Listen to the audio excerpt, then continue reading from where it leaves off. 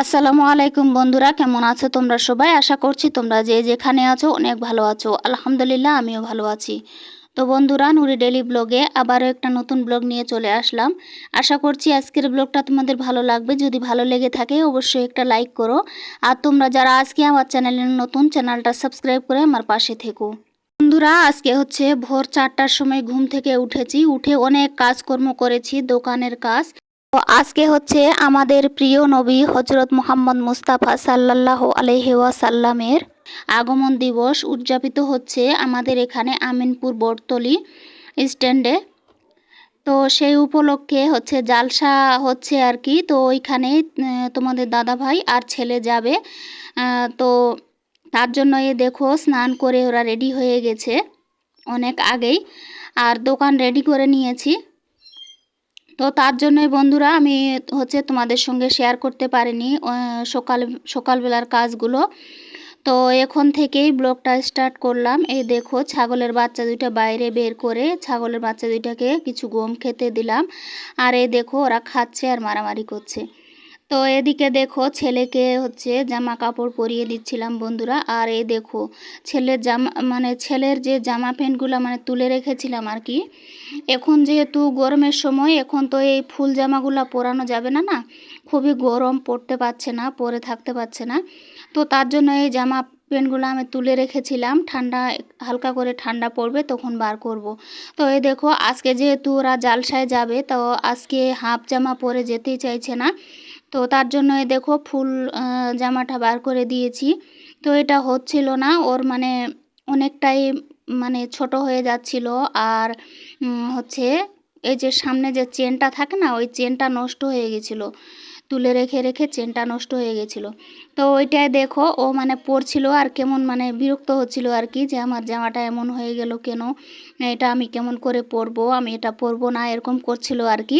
তো ওইটা দেখো আমি পরিয়ে দিচ্ছিলাম। আর ও তো অনেক কথা বকছে, তো তোমাদের দাদাভাই ওটাই শুনে আর কি হাসছিল। এই দেখো বন্ধুরা, তোমাদের দাদাভাই পানি নিয়ে আসলো খাওয়ার জন্য। তো ওই দেখো পানিটা রেখে বলছে যে এখন আমি খাবো না, অনেকটাই দেরি হয়ে গেছে। তো ওই দেখো ছেলেকে রাগানোর জন্য দোকানটা নিয়ে একটু বেরিয়ে গেল যাতে ও রেগে যায়। আর এই দেখো ও রেগে মেগে একেবারে অস্থির। এই দেখো ঘরে চলে গেছিল রাগ করে, অনেকক্ষণ ধরে বুঝিয়ে এখন হচ্ছে একটু ঠান্ডা করলাম, শান্ত করলাম। তারপরে দেখো বন্ধুরা ভ্যানটাতে গিয়ে বসে গেছে, এখন ওরা যাবে। তো বাবার সঙ্গে একটু কথা বলছিল আর কি তোমাদের দাদা ভাই। বাবাকে বলছিল যে পরে যাতে যায়, বাবা গিয়ে যাতে ও যদি কান্নাকাটি করে তাহলে ওকে গিয়ে নিয়ে আসবে আর কি।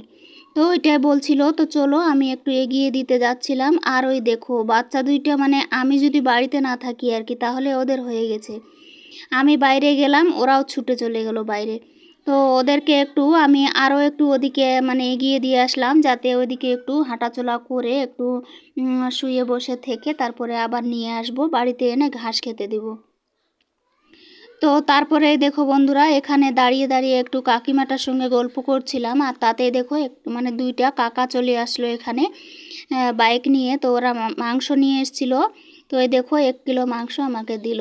আমি নিতে চাইছিলাম না আজকে। তো কেন নিতে চাইছিলাম না জানো? তোমাদের দাদা ভাই হচ্ছে ওষুধ খাচ্ছে, তো ওই ডাক্তারবাবু বারণ করেছে আর কি, কিছুদিন যাতে মাংস না খায়। তো তার জন্যই নিতে চাইছিলাম না। তো ওই কাকাটা বিশ্বাস করতেই চাইছিলেন না। তো তার জন্য আমি নিয়েই নিলাম। তো ওই দেখো বন্ধুরা মাংসটা নিয়ে এখন চলে আসলাম বাড়িতে। তো মাংসটা তো জাল করে রেখে যেতে হবে, না হলে তো নষ্ট হয়ে যাবে। আমার কাছে যেহেতু ফ্রিজ নাই, আর ফ্রিজ থাকলে বন্ধুরা খুব সুবিধা হয়। তো যেহেতু আমার কাছে নাই, তো আমাকে আবার 2-3 দিন ধরে সংগ্রহ করে রাখতে গেলে আমাকে আবার এরকম জাল করে একটু একটু করে জাল করে রাখতে হবে, আর একটু করে খেতে হবে। তো যেহেতু ফ্রিজ নাই, এই ভেজালটুকু তো করতেই হবে আমাকে। তো তার জন্য দেখো আমি উনুনটা খুব সুন্দর করে ভেজা কাপড় দিয়ে মুছে নিচ্ছি। আর কালকে না আমি উনুনটা সার্ফ জল দিয়ে ধুয়ে নিয়েছিলাম সুন্দর করে। তো আজকে হচ্ছে এই ভেজা কাপড়টা দিয়ে একটুখানি মুছে দিলাম। দিয়ে এখন হচ্ছে মাংসটা কেটে বেছে রেডি করে মশলাপাতি দিয়ে এখন হচ্ছে মাংসটা জাল করে নেব। তো মাংসটা জাল করে নিয়ে তারপরে আমাকেও যেতে হবে ওইখানে, তোমাদের ভাইয়ার ওখানে। তো এই দেখো বন্ধুরা এদিকে ছেলে চলে আসলো, বাবা গেছিল আনতে। আর হচ্ছে তোমাদের ভাইয়া ফোন করে বলছিল যে এখানে কোনো লোকজন নাই, এখন ওরা ঘুরতে গেছে, একটু পরে চলে আসবে। তো যখন আসবে তখন তুমি সঙ্গে করে নিয়ে আসো ওকে, না হলে ওইখানে মানে ওই আজকে বন্ধুরা এতটা পরিমাণে রৌদ্রু ছিল কি বলবো, যেখানে তোমাদের দাদা ভাই দোকানটা নিয়ে দাঁড়ায় না অনেকটা রৌদ্রু থাকে। ও তোমাদের ভাইয়া তো প্রত্যেক দিনই ওই মানে স্ট্যান্ডে দাঁড়ায় বিকেলবেলা। তো বিকেলবেলা খুব একটা রৌদ্রু থাকে না। আর এখন যেহেতু মানে সকাল 9:30-10টার মতো বাজে, এখন অনেকটাই রৌদ্রু আছে। তো তার জন্য ওকে পাঠিয়ে দিয়েছে, ওকে একটু পরে আমি নিয়ে যাব। তো ওই দেখো বন্ধুরা, ছেলের হাতে হচ্ছে পুরি তরকারি ধরিয়ে দিয়েছিল, তো ওইটাই আমরা মা ছেলে মিলে এখানে খেয়ে নিলাম। খেয়ে দিয়ে তারপরে এই দেখো বন্ধুরা চলে এসেছি আমরাও জালসায়। ওই দেখো বন্ধুরা, এটাই হচ্ছে আমাদের এখানে আমিনপুর বটতলী স্ট্যান্ড। তো এই দেখো এখানে অনেক লোকজন, অনেক ভিড়, মানে প্রত্যেক দিন যেভাবে গাড়ি ঘোড়া লোকজন থাকে তার থেকে অনেক বেশি। তো ওই দেখো অনেক অনেক গাড়ি চলে গেছে, আবার অনেকগুলো আসছে এখন। তোমরা দেখে বুঝতেই পারছো এই অনুষ্ঠানটা হচ্ছে পুলিশ প্রশাসন নিয়ে হচ্ছে। এই দেখো মাঝখানে অনেক পুলিশ, অনেক সেবিক, মানে একটা দড়ি টানা টানা দিয়ে ওরা ধরে আছে আর কি, যাতে লোকজনের যাওয়া আসার কোনো অসুবিধে না হয়, গাড়ি যাতে জ্যাম হয়ে না যায় রাস্তায়। তো গাড়ি যদি জ্যাম হয়ে থাকে অনেকটাই মানে অসুবিধা হয়ে যাবে, লোকজনের মানে ক্ষতি হয়ে যেতে পারে। তো এই দেখো বন্ধুরা, ওইখানে অনেকক্ষণ ধরে কাজ করে তারপরে চলে আসলাম বাড়িতে। বন্ধুরা ছেলেকে নিয়ে গেছিলাম ওইখানে, তো মা ছেলে দুজনে আস্তে আস্তে মানে হাঁপিয়ে গেছিলাম। তো অনেকক্ষণ ধরে আরাম করেছি, আর ছেলে এখনও শুয়ে আছে, অনেকটাই গরম লেগেছে ওর। তো আমি ভেবেছিলাম কি যে ওইখান থেকে গাড়িতে আসবো, তো আজকে হচ্ছে এরকম মানে হয়ে গেছে আর কি, যে একটা যে গাড়ি পাবো, তো আজকে একটা গাড়িও নাই। তো মা ছেলে দুজনেই আমরা আজকে মানে ক্লান্ত হয়ে গেছিলাম ওইখান থেকে এসে। তো অনেকক্ষণ ধরে আরাম করেছি, আর ছেলে এখনো শুয়ে আছে। তো এই দেখো বন্ধুরা, অনেকক্ষণ ধরে আরাম করে এখন চলে আসলাম কোলপাড়ে। কোলপাড়ে দেখো এখনো অনেকটা রৌদ্র আছে, তো একটুখানি ছেমা পড়েছে, তাতে দেখো আমি বাসনপত্র আর যতগুলো কাপড় ছিল সব নিয়ে এসেছি। আর সকালবেলা তো তেমন কাজ করতে পারিনি না, শুধু ঘর বারান্দা ঝাড় দিয়েছিলাম আর বাকি দোকানের কাজ করেছি। তো এই দেখো বাসন কুসন সব মাজতে বাকি ছিল, মানে খাওয়া দাওয়াও খাইনি আমরা সকালবেলা। তোমাদের ভাইয়া তো এখনও খায়নি, আর আমি তাও হচ্ছে ওই যে মানে ছেলে পুরি নিয়ে এসেছিল না, ছেলের সঙ্গে একটুখানি পুরি খেয়েছিলাম খালি। তো যেহেতু খাওয়া দাওয়া হয়নি সকাল থেকে, এখন মানে ভাত চাপাতে হবে, তো ওদিকে আমি ভাত বসিয়ে দিয়ে এসেছি অলরেডি। দিয়ে তারপরে এখন হচ্ছে কোলপাড়ের কাজগুলো করে নিব। তো এই দেখো বন্ধুরা, তোমাদের সঙ্গে গল্প করতে করতে আমার হচ্ছে বাসন মাজা হয়ে গেল। এই দেখো এ পাশে হচ্ছে শাড়ি শুকোতে দেওয়া আছে, তোমরা হয়তো ভাববে যে এগুলা কার। তো আসলে আমি যদি কোথাও যাই আর কি, তো বাইরে তালা দিয়ে চাবিটা আমি মাকে দিয়ে যাই ওই বাড়িতে। তো আমাদের বাড়িতে যদি কোনো কাজ থাকে আর কি, কাজ বলতে ধরো যে বাথরুমে যাওয়া, স্নান করতে আসে, কখনো আবার অজু করতে আসে, তো এরকম টুকিটাকি কাজগুলো আর কি আমাদের কোলপাড়ে এসে করে নিতে পারে। তো তার জন্যই আমি চাবিটা দিয়ে যাই। তো এই দেখো বন্ধুরা, বাসন ধুয়ে তারপরে জামা কাপড় ধুয়ে নিয়েছি অফ ক্যামেরায়। এই দেখো আরও কিছু জামা কাপড় ধুইতে বাকি আছে, ওগুলো না তোমাদের ভাইয়া আমাকে ধুয়ে দিয়েছিল, পরে তোমরা দেখতে পাবে। তো এই দেখো আমি জামা কাপড়গুলো শুকোতে দিলাম। আর এই দেখো বন্ধুরা, পেঁপে গাছটা না মানে উপরে অনেকগুলাই পেঁপে ধরে আছে, কিন্তু এই দেখো নিচের দিকে 2-3টা এরকম করে দেখো কুশি বের হয়ে ওগুলাতেও আবার মানে পেঁপের ফুল এসছে। তো এগুলাতে পেঁপে ধরলে পেঁপেগুলো বড়ও হবে না, আর উপরে যে পেঁপেগুলো আছে ওই পেঁপেগুলোকেও মানে বাড়তে দিবে না, সারগুলো সব এরাই টেনে নেবে। তো তার জন্য এই দেখো মানে ডালগুলো আমি ভেঙে দেওয়ার চেষ্টা করছিলাম এই লাঠিটা দিয়ে, কিন্তু হচ্ছিল না। এই দেখো বন্ধুরা, দিনের বেলা ভয়েস ওভার দিতে গেলে না এত প্রবলেম হয়, বাইরের মানে ব্যাকগ্রাউন্ডের আওয়াজগুলো শোনা যায়, তো কিছু করার নেই। তো এই দেখো মানে অনেক চেষ্টা করার পর একটা ডাল আমি ভাঙতে পারলাম। এই দেখো বন্ধুরা, ছোট্ট ছোট্ট ফুল এসছে আর ছোট ছোট পেঁপে ধরেছে। এই পেঁপেগুলা কোনো মানে কাজে আসবে না, বড়ও হবে না, খাওয়াও যাবে না। তো তার জন্য এগুলো আমি ভেঙে ফেলে দিলাম।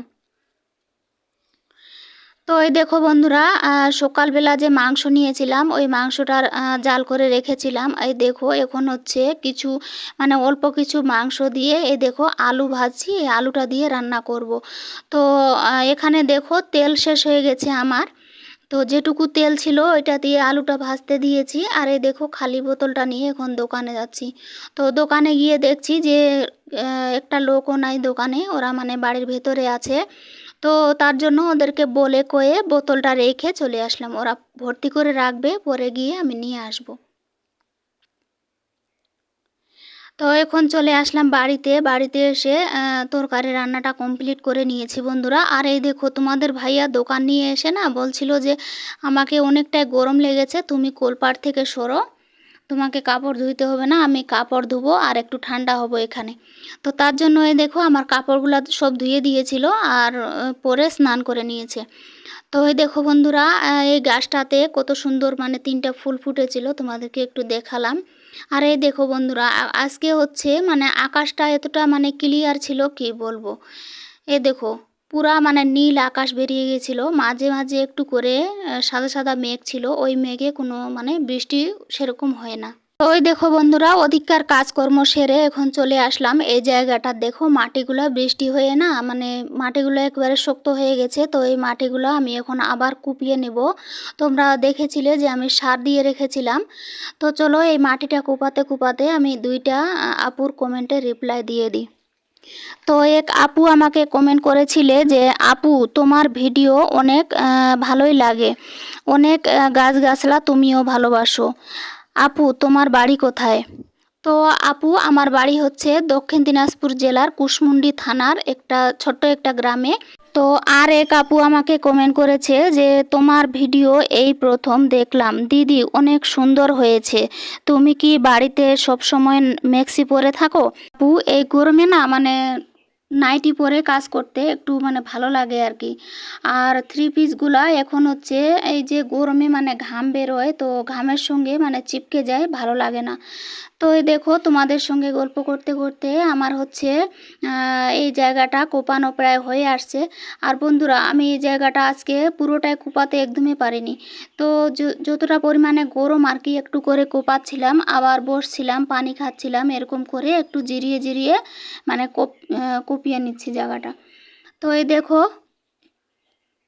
আম গাছটা যে আছে না, ওই আম গাছটার ওইখান থেকে যে কাপড়টা ঝুলানো আছে ওইখান থেকেই আমি কুপাতে পেরেছি অর্ধেকটা, আর বাকিটা আমি কুপাতে পারিনি। তো অনেকটাই গরম ছিল। তো এই দেখো বন্ধুরা তোমাদের ভাইয়া হচ্ছে এখানে 5 দাগের শাকের বীজ নিয়ে এসছে, 5-6 দাগের।